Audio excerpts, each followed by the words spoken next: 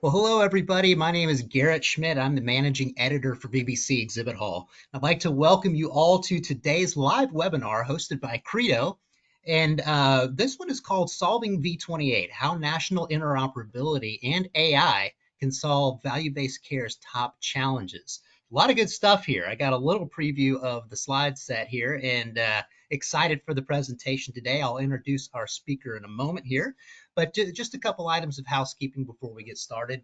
Uh, Everyone is joined in listen-only mode, so this is a traditional webinar format. You don't need to worry about turning off your camera or your microphone. We can't hear you or see you, but as I always say, we do want to hear from you, and we're going to have a time for some Q&A towards the end.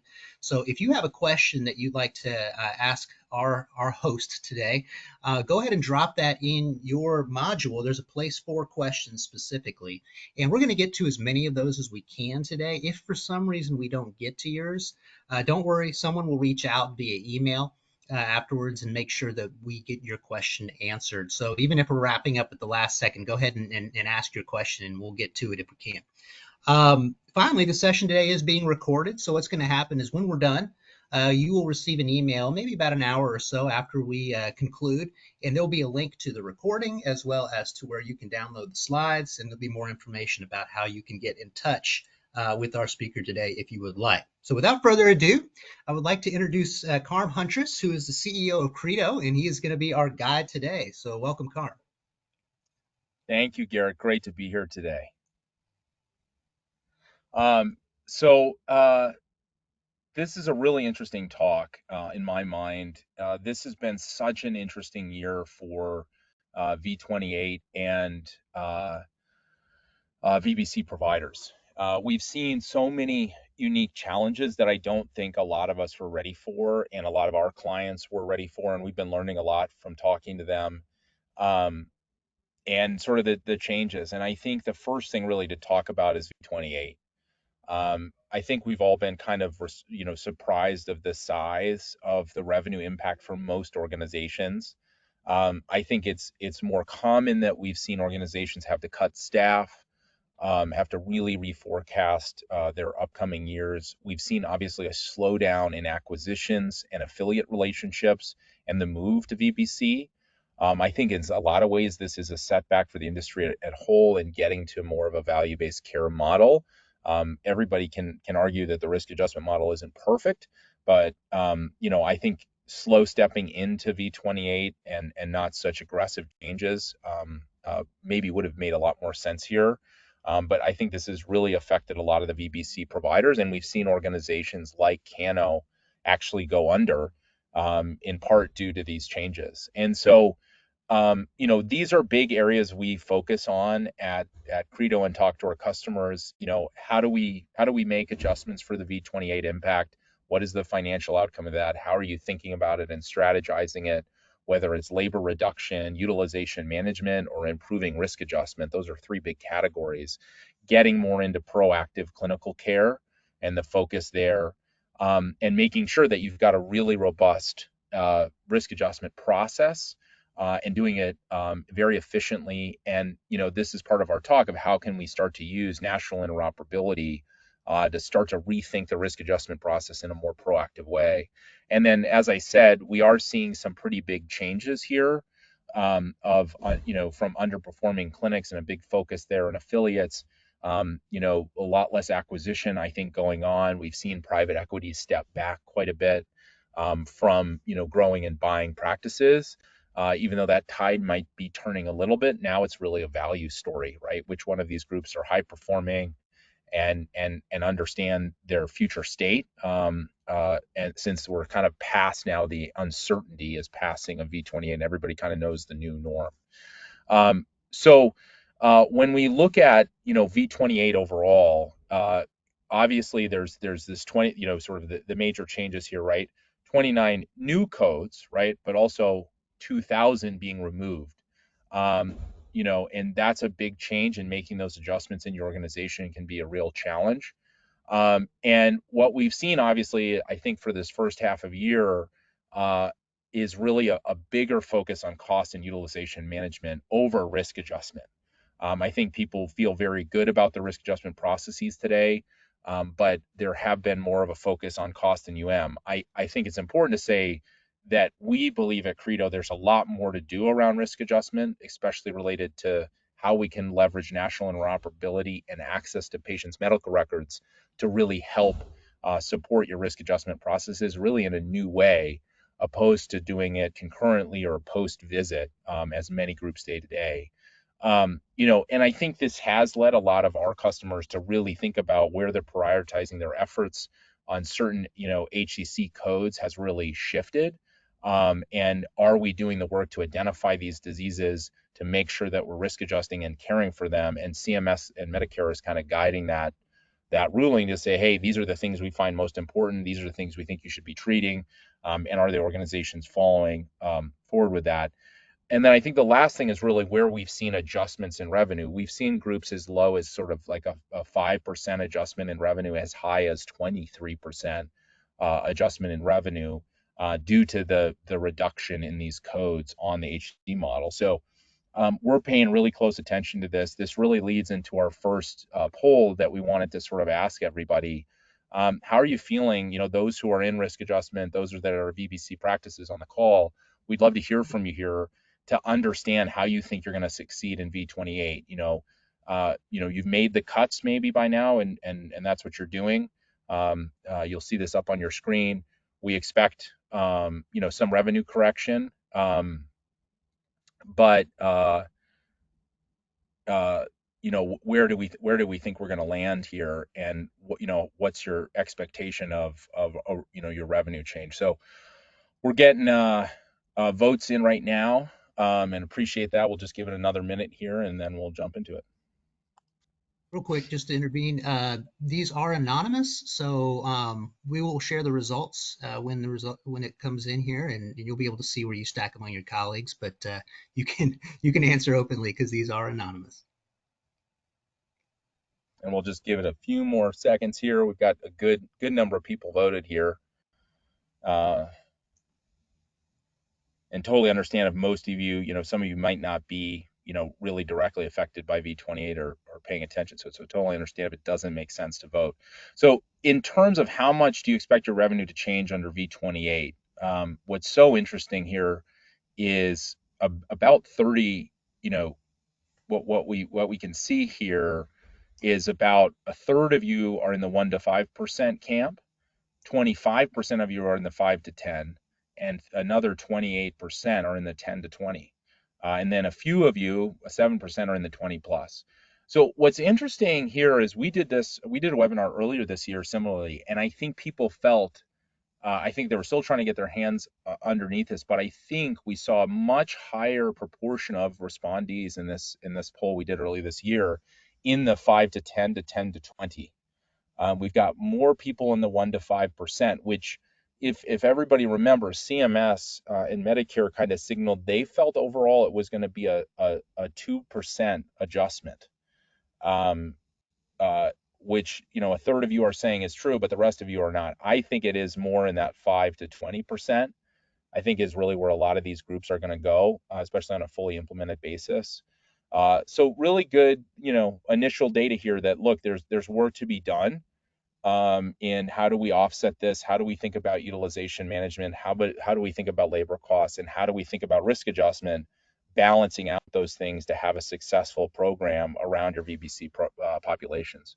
So let's move on back to the presentation here.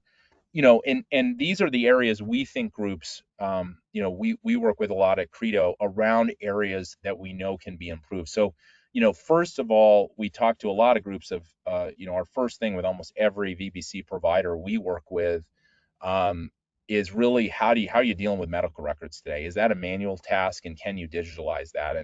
And the reality is, and we'll get into national interoperability and TEFCA, which is the regulation, is digitalization is here, national interoperability is here, and there is the path for you as a provider treating patients to go get records digitally. So it's really exciting now that we can move away from phone and fax, or what we see a lot of groups doing is they'll have logins to multiple EHRs in their region, whether those are Epic or Cerner systems, and they'll log in, search for patients' data, and then download their charts. That's kind of what we see most commonly. More sophisticated groups have these sort of direct connections to get charts and get medical record data on their patients. National interoperability changes that. Then there's this question of, risk adjustment. What are you doing concurrently? What are you doing retrospectively? And what do those processes look today? And how much is technology driven versus how much is people driven, right? And really looking at that balance. And then, hey, how do we think about the clinical workflow here? What we've seen on the clinical side, especially tied to the last point on technology, I think is a lot of groups reliant on payers to provide them, for instance, suspect data that clinicians have a hard time accepting, right? There's not enough depth and breadth in the claim suspecting that a lot of payers do today to support, diagnosing a patient on this. And a lot of the times we've seen clinicians, wholeheartedly rejecting the data because it's just a distraction from caring and treating for patient populations. And then the last part is, a lot of the EHRs were never built to do risk adjustment and have that appropriate treatment assessment and appropriately coding of those conditions, and also bringing in outside data like suspect conditions for the provider to review. So all these things are adding up to deficiencies today that we see in the market, and that are challenging things for a lot of providers. So this next poll we wanted to do is, I think this is right. What are your plans for your populations? Garrett, do you want to bring up the poll? Uh, let's see. Actually, I have what gaps is the one that I've got Oh, next. yeah. Sorry, I think this might be a duplicate. Let's just bring up the poll and I'll walk everybody through it. Okay, sounds good. Here we go. Yeah. So this is really related to the last slide. So just focus on answering this question if you're on the webinar and can get to this. Where are you today around your risk adjustment process? So getting back to some of those struggles, where are the things that and how you do this? This is really interesting how this is coming out. So, do you struggle with getting chart data? Do you struggle with doing everything manually? You don't have good tools to analyze claims, or it's really working with providers to appropriately code members. Just let me know, Carm, when you want to go Yeah, ahead let's give a and little time. share the It's really results. good voting. Almost half of people have voted on this, which is great. So we'll move into sort of walking through the results here. All right, so I'm going to shut it down in about 5 long seconds. 4, 3, 2, and 1, and I'm going to go ahead and pull up the results here. Right. All So I think the first thing here, right, to look at is what maybe some of you guessed, and I thought so too, is it's really getting providers to do the work at the point of care and appropriately code members. A lot of groups we run into, right, have stepped into value, have stepped into taking on MA populations or other populations that need to be risk adjusted, and that different move from a fee for service into a risk adjustment population where you really have to code the members effectively. So over 50% here saying, hey, we need to get our providers to code members appropriately. 25% struggling to have tools to analyze claims and sort of come up with, what could be suspect or what things you need to look like. A lot of times that's provided by payers, but having tooling around that's really important. And 16% saying, hey, we're doing everything manually today.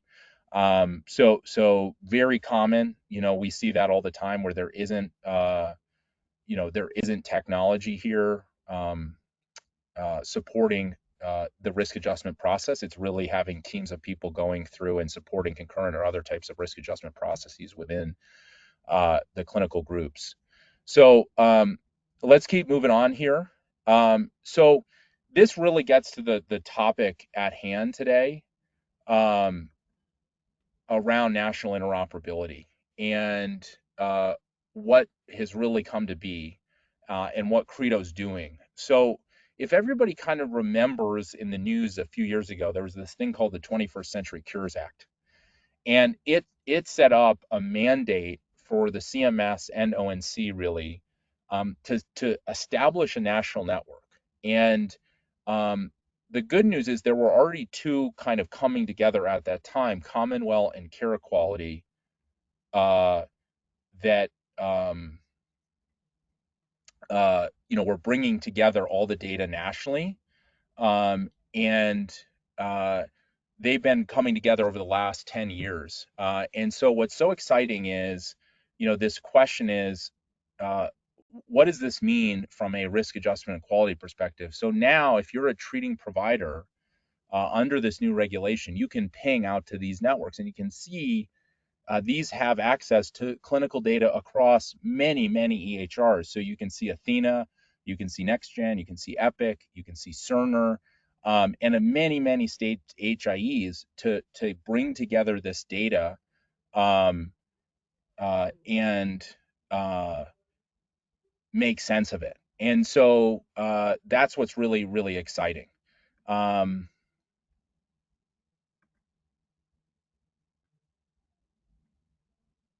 so in any case, um, sorry, I'm just getting a private message. Thanks.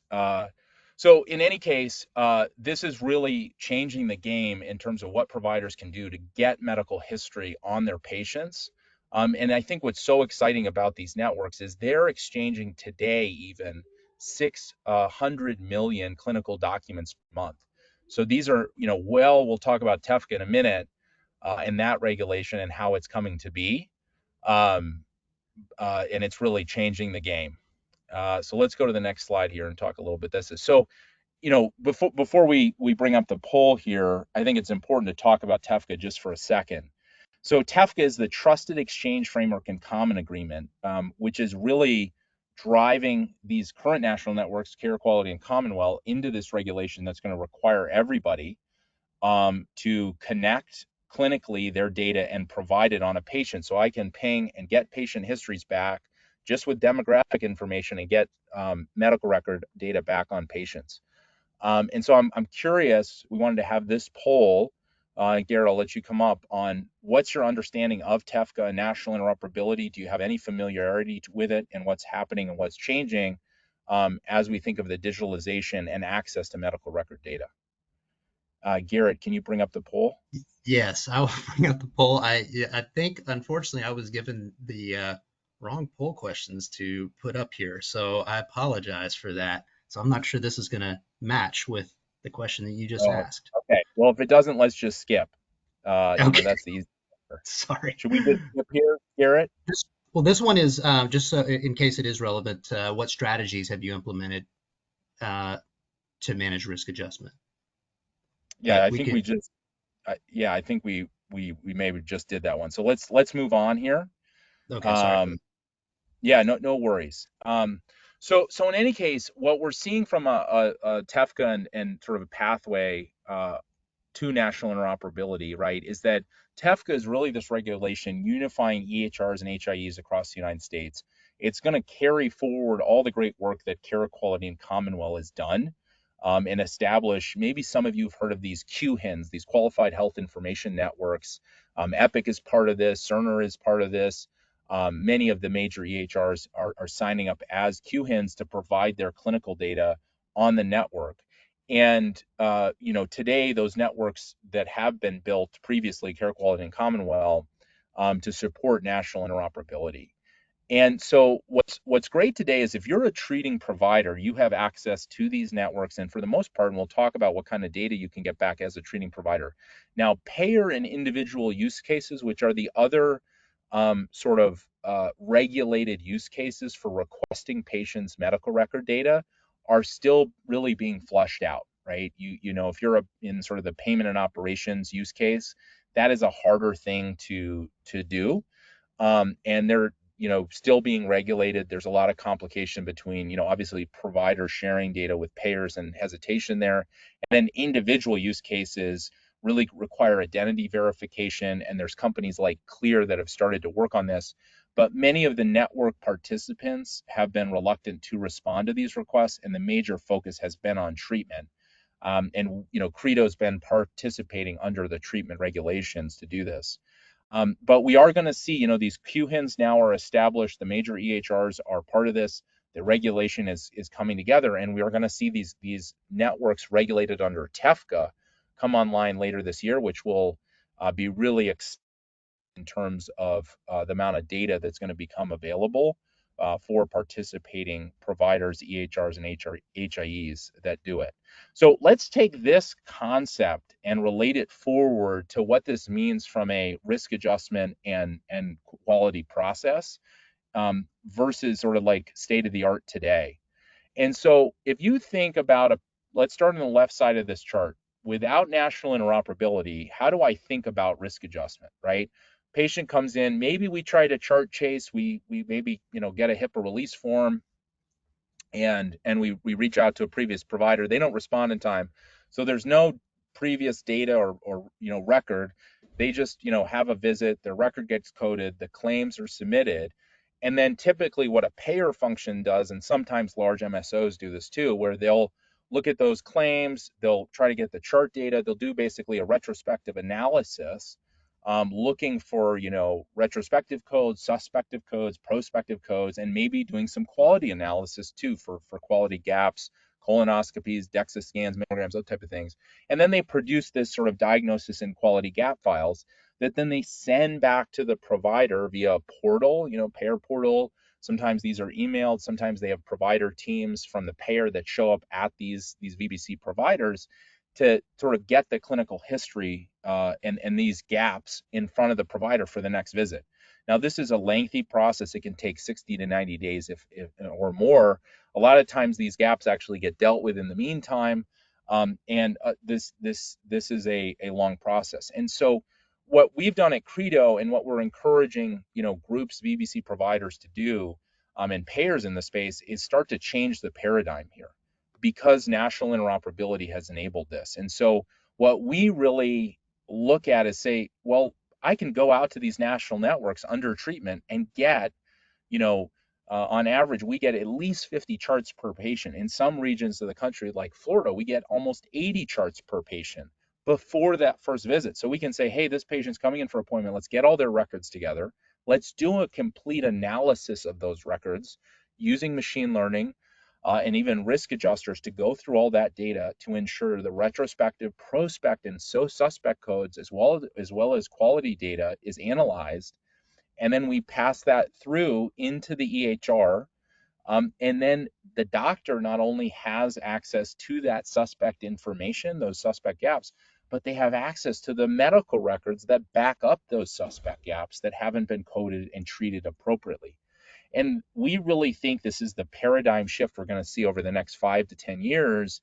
As more and more providers move into risk, they can start contemplating this type of workflow, opposed to today, again, back to this last slide, opposed to this very antiquated process that's time, very time intensive and labor intensive to go get all this data. And it has a huge time lag of 60, 90 days or more to get all this data in front of a provider.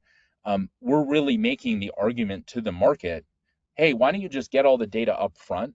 And the first time that patient comes in for a visit, we risk adjust them appropriately based on their past condition, based on their hospitalization visits, based on their specialty data that we can get from these national networks that we're connected to, and really improve that quality of care and outcomes. But on top of that, appropriately get them risk adjusted that very first visit. So here's some of our success metrics. We have nationally about an 80-85% success rate. We tend to get, some people ask, well, what's 50 charts or what's 70 charts? We on average get about 1,000 pages of medical history per patient.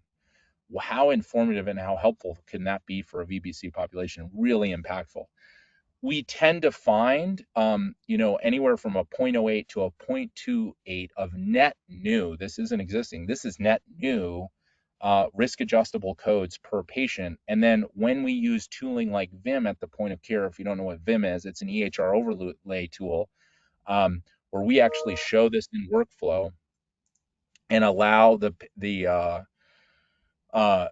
provider to examine the medical record data related to the suspect and accept the suspect in workflow inside of Athena or ECW, for instance, and then automatically put that net new code into the chart, and then they can document the assessment and plan, or the plan alongside that new diagnosis. And so this really does change the paradigm in a much more effective way with provider groups we work with. And it's really answering that question I think we get back to, is half the people on the webinar today said, how do we get doctors to accept these codes? Well, let's give them rich clinical histories, right, that point to the diagnosis codes that support the suspecting data. And then let's give them an easy way to accept that at the point of care with tooling specifically designed, in this case, VIM tooling, to help them accept those gaps and bring them into that clinical encounter right inside their EHR. So that's what we're really excited about at Credo, and a lot of the work we're doing with VBC providers. I don't know, back to you, Garrett. We want to talk a little bit about, our groups leveraging this. I don't know if we have this question available to hit the poll. If we don't, we're just going to move on. Garrett, what's the status if Yeah, we've got the right unfortunately, we question? don't. I tried to add it afterwards, but it won't let me do it from the back end. So my apologies. Yep, no worries. We might follow up afterwards with a survey, and we'll send that out to everybody. So the last thing we really, I wanted to talk to everybody about is AI, and then we're going to go into hopefully a pretty thoughtful Q&A. And feel free again to go into the questions if you have them. We wanted to spend some time on AI as well today. And we really wanted to have this major focus on national interoperability because we feel like so many groups don't know about this opportunity that exists today and how meaningful it could be to your patient populations. So we wanted to talk about that.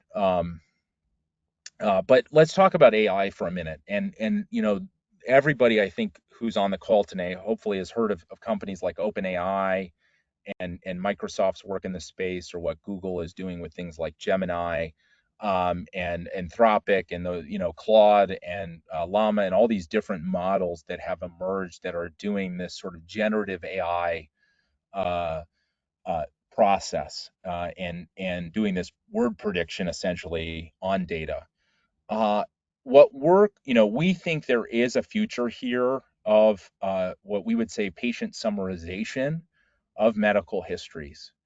The first thing I'd really say on the purple box is that I think it's so important to understand that at least our evidence shows that, while it's important and helpful for the doctor to get summaries that could be AI generated, so many providers that we work with really want to see that raw encounter data that helps summarize a condition or what happened to a patient at a hospitalization visit. There's so much rich text in there. Referencing back to that is critically important as people think about implementing AI models. So what I mean by that is, hey, I might have a summary, but I need that summary to point back to where it, uh, uh, where that came from, right? And where's the reference to that actual raw medical record data that was analyzed by the AI to summarize the patient's conditions. So that's number one. I think number two here that's really exciting is that we are starting to see some very interesting things that are AI driven algorithms that are becoming CPT codes.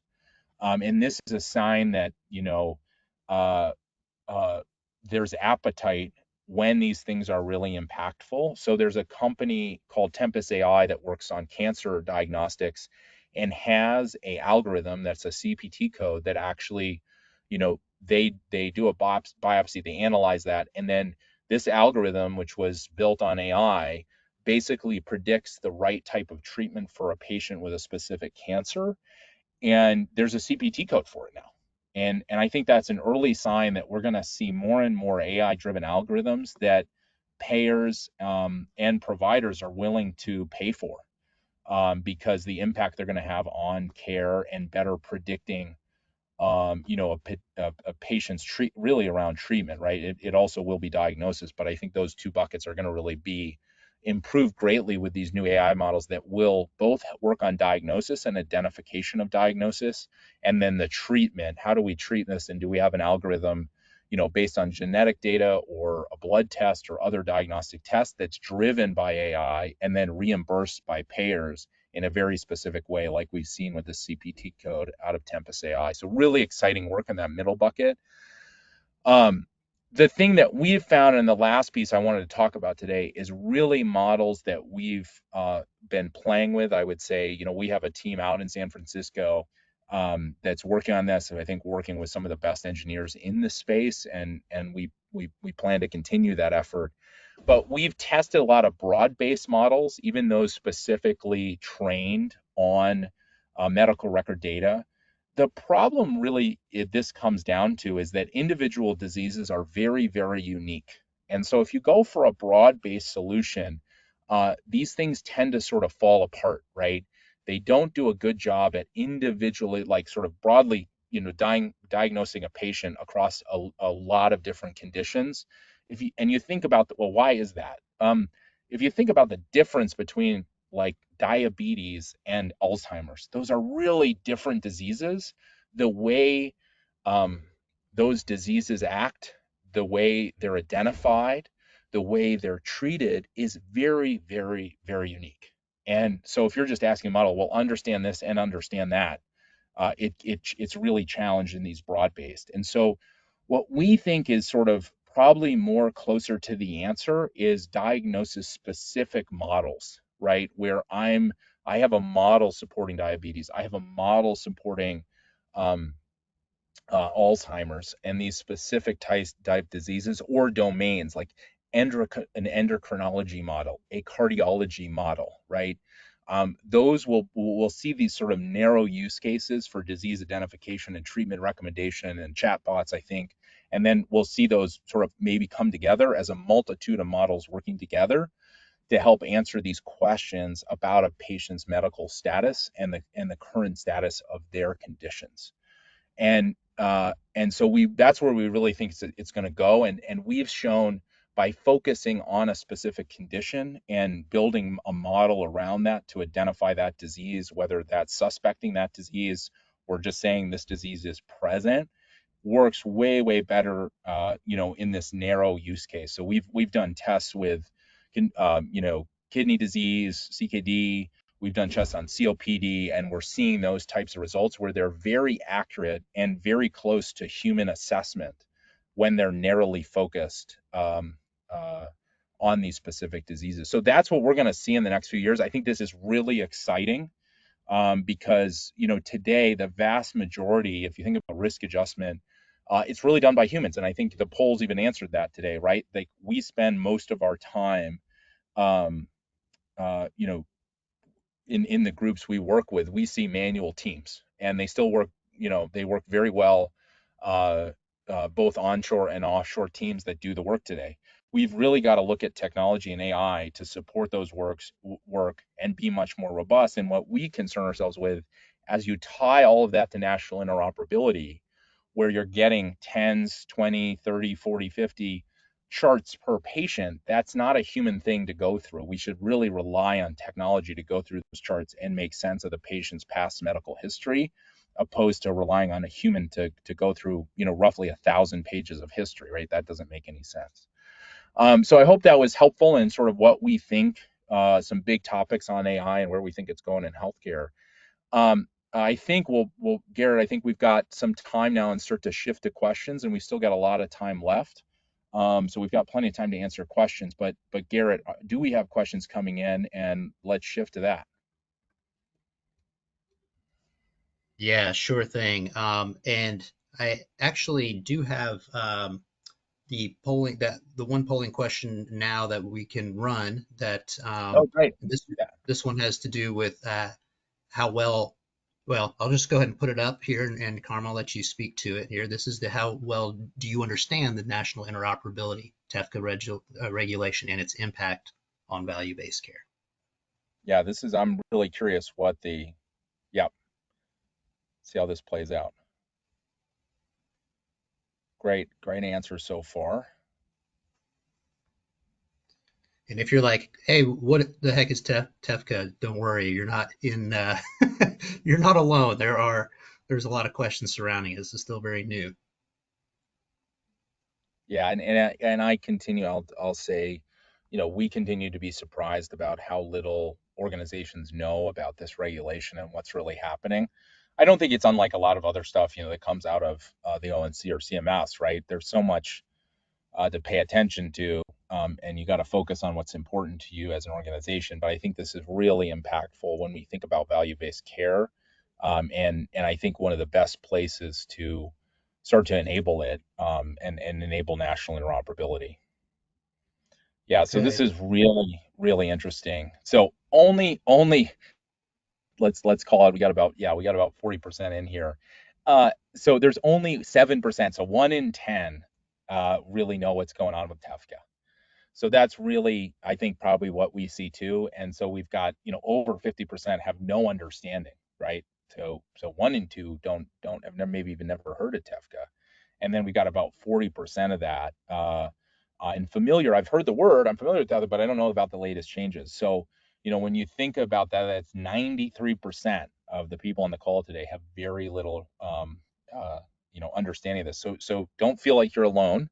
I think is the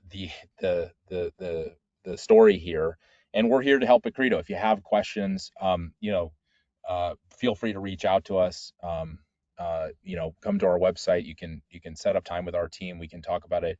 We do a lot of thought leadership. We just help people have questions. What does this really mean for my practice? How do I connect to these networks? Those types of questions. Is this part of my EHR today? And where can I gain access to this data on my patients? And how are we going to see this change as TEFCA comes into full effect over the next 1 to 2 years? So I think it's really exciting, what's happening. That we still have a long way to go.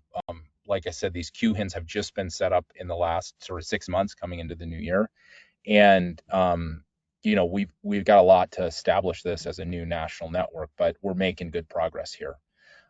So let's turn this back to questions, Garrett. Do we have questions? Yeah, sure. So if you have a question, and we do have some rolling in here, but if you have a question, go ahead and drop it now into in your module there, there's a place for questions. And we've got some time, so we should be able to get to those. But in no particular order, I'm going to go ahead and start. First of all, is how soon could we expect to see TEFCA fully implemented? Yeah, so I'll tell you where we are today. So today you can use care quality and Commonwealth under treatment. The other use cases don't work to pull data. Like I said, those networks today are transacting at least about 600 million medical records per month. So you can tap into those networks today, under treatment use case. The other use cases in terms of individual access to medical record data and payment and operations are not really in effect there. But that treatment one is very alive and well. It's what we use at Credo to tap into these networks to get history on patients. So it works today. And like I said, we have a north of 80% 80% acceptance rate. Now, TEFCA itself and the access to that, we should see treatment start to come online before the end of this year, with the QHINs that have established. So Epic's a QHIN, and most of the major EHRs are participating in QHINs, and then there's some other. You can go look up the QHIN list, of QHINs that are participating and starting to aggregate this data and making it available under the TEFCA regulation. We'll see next year these other use cases that are still being regulated out in terms of the individual and payment and operations use case coming in the next, I would say, 2 to 5 years. I think it's going to be a long road ahead. They are, I think the gist of the regulation is there in terms of how they should work and operate and how to make those requests under those use cases. But I think it's really about network participation. Now, look, that I think the U.S. government and the ONC is going to force this, right, to happen, because it's really important that we make this data available, to individuals, especially, right? We all deserve, we should be able to hit a button and get all our medical record data. I mean, I think we all want that.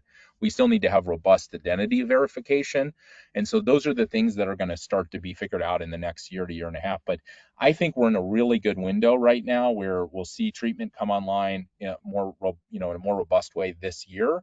And then I think heading into the next few years, we'll see treatment grow significantly as more and more network participants show up under TEFCA.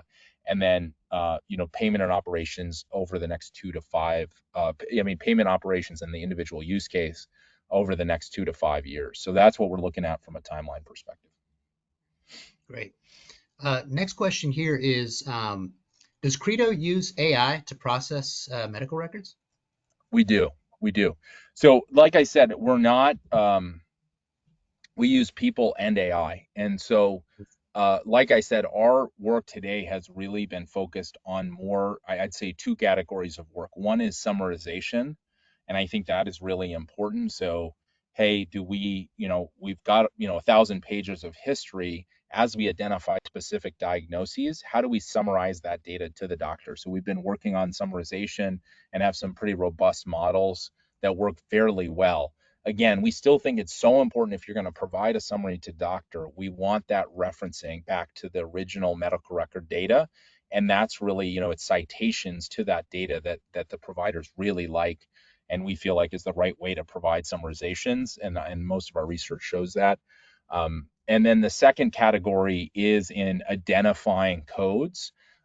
We have not seen a lot of great success with broad-based models. What ends up happening, and I think the more specific answer that could be helpful for the person who asked the question, is that it's the false positive problem. If you use a broad-based model, and again, we've tested a lot of the models out there that say that they're really good, is that yes, you're capturing everything, but you're capturing too much. And so what ends up happening is that you're giving a lot of false positive data to the provider that they're going to reject, right? This isn't actually this disease. I'm just, the model's taking a guess that they think it's there and it's not really there. And you're overwhelming the doctor with too much of that. And we don't want that. We want doctors doing 70, 80% acceptance of what we put in front of them. They get, oh, this is great, super helpful.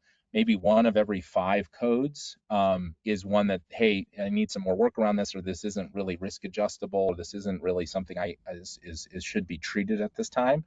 That's the environment we want to be in. And so we've stayed away from broad-based models and where we're seeing success in these disease-specific models. And so where our AI is really working today are things in like CKD, COPD, and disease-specific modeling, where we can train a model to really be responsive to a specific disease. And the way we look at it is the machine as good as a human, right?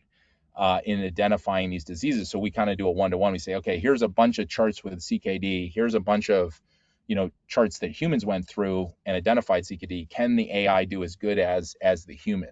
We've seen as high as 80, 90% one-to-one on that when it's disease specific. And that's the type of modeling we do.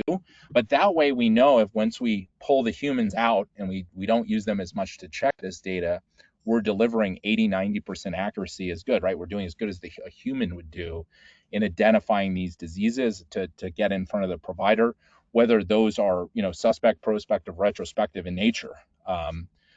That's the way we think about it from a Credo perspective. So I know it's a long answer, but wanted to sort of talk about how we're implementing AI. And again, we have a team in San Francisco focused on this heads down, working with the best AI out there and the best teams out there and people coming out of Google and OpenAI and other things. We do have a relationship with OpenAI and we have a BAA with them so we can actually use their models. But we've been spending a lot of time with Llama lately and a few other models that we think are going to be pretty highly performant. So what's the next question, Garrett? Yeah, great. This next question is, and one that I think I might be able to actually answer here. It says, hi, is there a CMS link that summarizes the data and information about TEFCA? And I found one that I'm going to post in the chat Yeah, for here for everybody. But Carm, I don't know if you knew of any other resources. Yeah, the best place is to go read up on this on the ONC and other government websites on this. There's a lot of articles on it out there, uh, uh, in national interoperability and TEFCA. But if you just go look up TEFCA, you're going to find a lot of great links about the regulation and what it means, and hopefully some commentary around it. The other thing to look up is QHIN, so QHIN. QHINs has a lot of where we are in establishing the QHINs, which include a lot of the major EHRs and HIEs and other sort of network participants that are weaving together all this data and making it available under the TEFCA regulation. That's another thing to look at because there's been a lot of work done coming into this year around those QHINs. So those are the things I would go search for if you want to get a little bit better educated. Wonderful. Next question here is, how will TEFCA impact day-to-day operations for providers? Yeah, I mean, I think this, the first thing I'd say is probably directly impacting that front desk. And this is kind of our hope right, with where things are going. Where today, you might, have a patient come in, they fill out a HIPAA release form, they tell you where they're existing, they got care, from their past PCP or their specialist, and then, the front desk really does this chart chasing and goes and gets charts. And so I think that's really going to change, where we're going to just hit a button. We're saying, hey, you're coming in for an appointment. I can hit a button. And that could be a PCP visit, that could be a specialist visit, that could be an acute visit. And in a couple minutes, it usually takes about 3 minutes to get this data back. I'm going to have a more complete uh,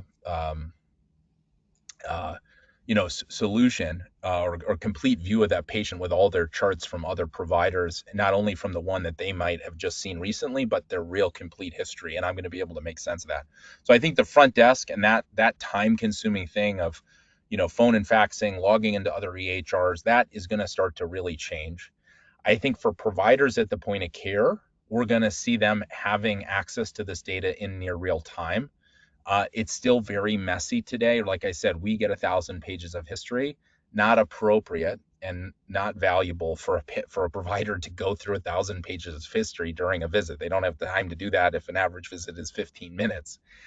We've really got to change that paradigm to summarization, to making sense of it, and do that. And then the last category I think is, a back office and that work, whether it's at the provider level or at the payer level, where we're going to see this just complete change of, retrospective chart chasing and things like that are not really a necessity anymore. We shouldn't be sitting here saying, oh, I'm going to wait till a claim shows up to make a decision to go get a chart from another provider to help treat this patient and make sense of their past medical history.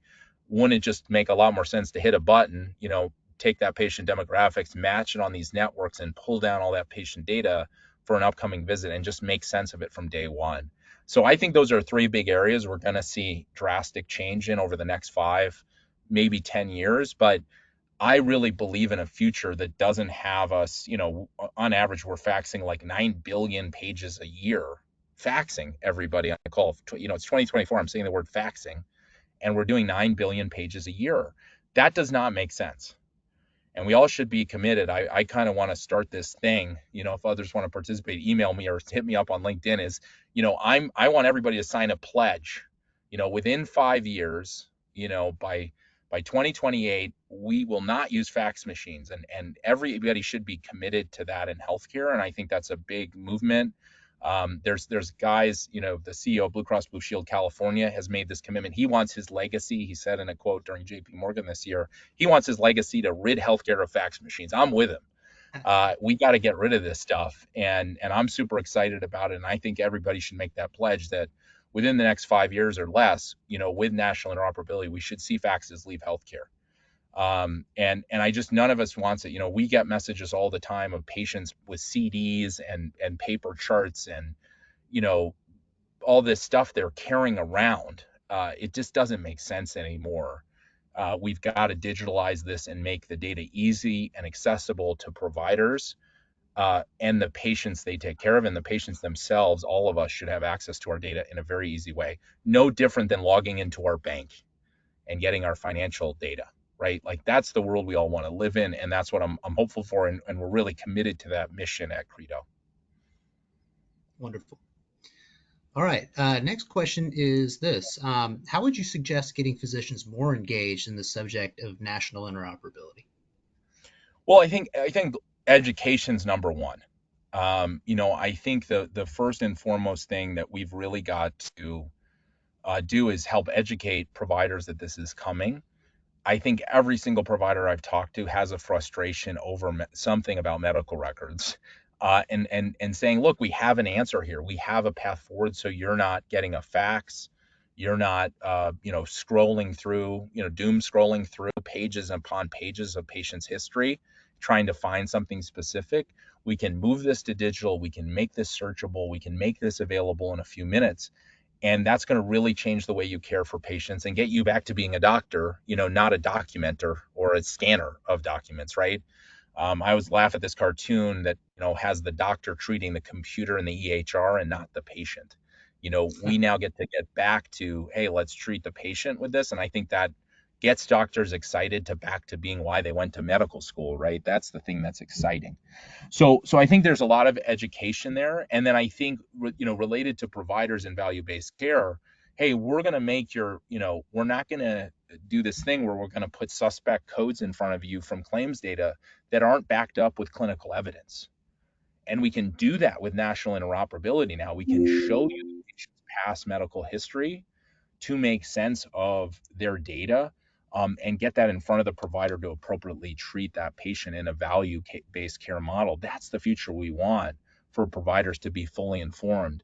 I think maybe the last thing I'll say about getting them excited is we've seen, it's an outcome of the work we do, but what we've started to see with the VBC groups we work with is improvements in patient satisfaction. And the easy reason to answer this is the provider comes into that appointment, they have a summarization of all the patient's diagnoses that we've done at Credo, and they see, oh, I see you have this condition, and here's the history, and here's your last hospitalization. Oh, and I see your visit with your cardiologist here.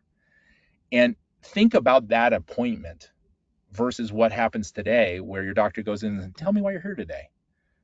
What are can you even name your conditions, right?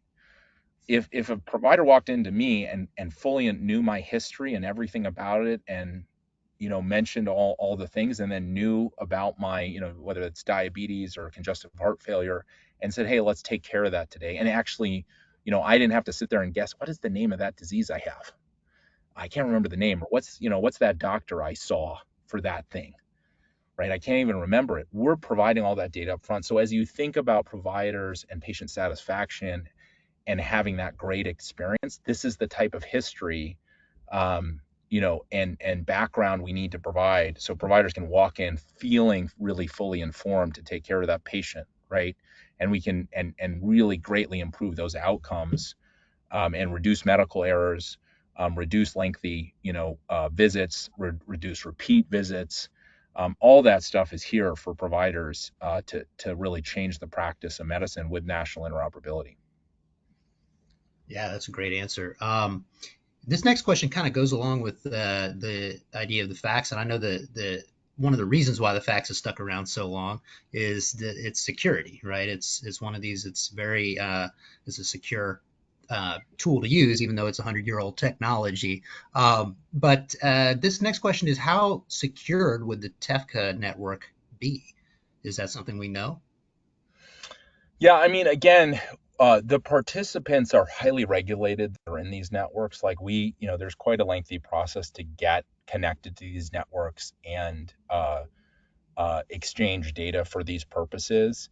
Some of the people on the call might be familiar with some of the concerns that were raised and hit the national news on around Epic and Particle. Had a pretty public discussion about, are we making requests for patients' data under the right use cases, aka for treatment, or are we skirting a line here? I think the good news that I've seen from Care Equality and TEFCA and Mickey Terbathy is really thinking deeply about what treatment is and what these other use cases are. And I think drawing pretty hard lines about those things. And so I think they'll be better regulated. And I think that, they're putting the right protocols in place, to, create a secure network here, no different than your financial data. And so we're not, exchanging data inappropriately for the wrong use cases, and letting this data go everywhere. I would caution everybody on the phone that, it's just as easy to fax to a bad fax number. It's Mhm. just as easy to walk around with paper charts and violate HIPAA all day long by handing it along. And I think probably the biggest thing that I'm concerned about, and I think is real, is the common thing we see when we walk into a group and we say, how are you getting medical records today? They say, oh, I have 12 logins to all these different EHRs in my region, right? Other than, I've got an Epic system here and a Cerner, and I got a login and I can just look up any patient and download their chart. I find that because they can just give that username and password to anybody, Sure. and then they can log in, and that's what we see most commonly. I get it's efficient, right, to some extent, right, as opposed to phone and faxing. And we've seen this with orthopedic groups. They're having a referral come in and they log into some Epic or Cerner system when they have their own username and password. Well, that's not very secure. If we can just you can just give that to somebody else on this, out there, and now they have full access to that Epic instance and can look up any patient. So I really think that we're kind of like overthinking the value of, there's so many positive benefits. And if you're saying, hey, look, let's just make sure the thing's secure. We've done this in other industries, right? We've done this in the financial space, for instance. There are known ways we can secure and make sure that this data is being, transferred for the right reasons under the right use cases in a secure manner that's not going to leak. It's not going to be perfect. No system is. Banks get hacked all the time, right? This stuff happens. Health systems get hacked all the time today. But we need to make the push to digital because of these. I think these antiquated processes really need to go away. Agreed. Agreed. Well, unfortunately, that is all the time that we have. We're going to go ahead and wrap up. We did have a couple other questions that came in, so if you asked one, don't worry, someone will get back to you. But I wanted to thank you, Carm, for an excellent presentation. There's a lot to think Thank about here. And I wanted to thank you all for coming to visit us today, spend the afternoon with us. And just as a reminder, we're going to be sending out a link to this presentation, to the recording, as well as to where you can download the slides. As we wrap up, I did want to encourage you to head over to vbcexhibithall.com and check out the Credo virtual booth that they have there. I think we're going to have that on the slide, but Oh yeah. I said, no worries. But essentially, you can go there and read up on them, and there we go. So there'll be a direct link in the slide set that we send out, and there's a lot of great resources there. You can see what they're doing, and of course, reach out to their team there. But if you would like to reach out directly to Carm or to the Credo team, feel free to do so. And or feel free to reach out to me, and I'm happy to facilitate an introduction for you. So wanted to thank you all again for joining us today. Hope you have a wonderful rest of your afternoon, and we'll see you on the next one. Thanks so much. Thanks everybody. Bye bye.